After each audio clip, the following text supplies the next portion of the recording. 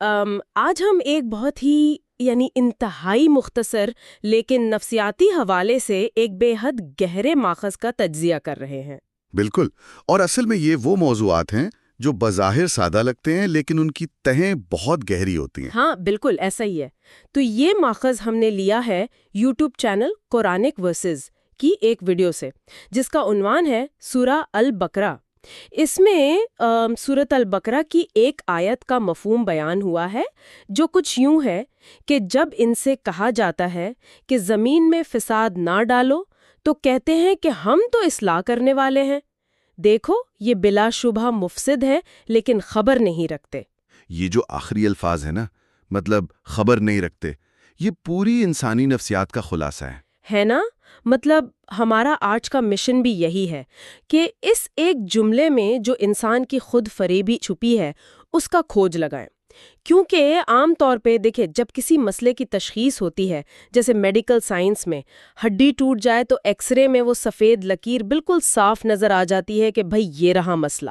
صحیح، اور ڈاکٹر کہہ دیتا ہے کہ یہ علاج ہے۔ دماغ ایسی دو ٹوک اور واضح چیزوں کو پسند کرتا ہے جہاں سیاہ اور سفید بالکل الگ ہوں۔ ہاں، لیکن جب بات انسانی نیتوں اور نفسیاتی پیچیدگیوں کی آتی ہے تو یہ ایکس رے مشین کام کرنا چھوڑ دیتی ہے، اور یہ جو عبارت ہم دیکھ رہے ہیں یہ دراصل اسی دھندلی سی دنیا کی ایک بہت واضح تصویر دکھا رہی ہے۔ بالکل، یہ بتا رہی ہے کہ انسان کا دماغ کیسے اپنے لیے ایک ایسی فرضی حقیقت بنا لیتا ہے جو باہر کی دنیا یا زمینی حقائق کے بالکل 100% الٹ ہوتی ہے۔ اور حیرت کی بات یہ ہے کہ اتنے کم الفاظ میں یہ ایک آئینے کی طرح ہے جو بس شکل نہیں دکھا رہا بلکہ سوچ کے وہ زاویے دکھا رہا ہے جو ہم خود سے بھی چھپانا چاہتے ہیں۔ اچھا، اس سے پہلے کہ ہم مزید گہرائی میں جائیں، اس عبارت میں دو متضاد الفاظ ہیں، فساد اور اصلاح۔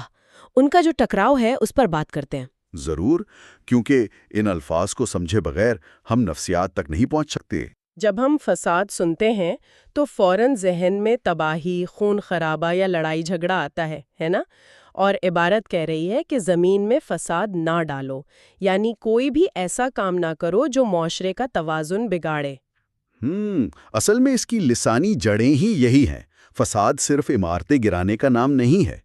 مطلب اگر کوئی بھی چیز اپنی ایک درست متوازن حالت میں ہے اور آپ اس کا توازن خراب کر دیں، اسے غیر مفید بنا دیں، تو وہ فساد ہے۔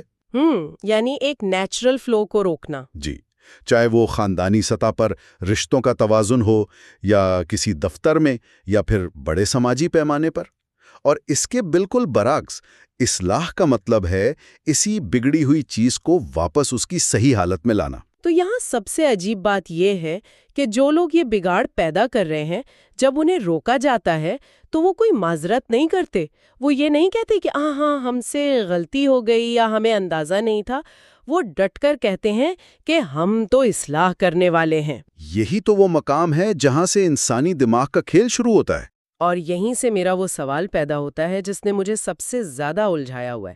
مطلب ایک طرف عمل ہے جو تباہی لا رہا ہے اور دوسری طرف دعویٰ ہے کہ بہتری آ رہی ہے۔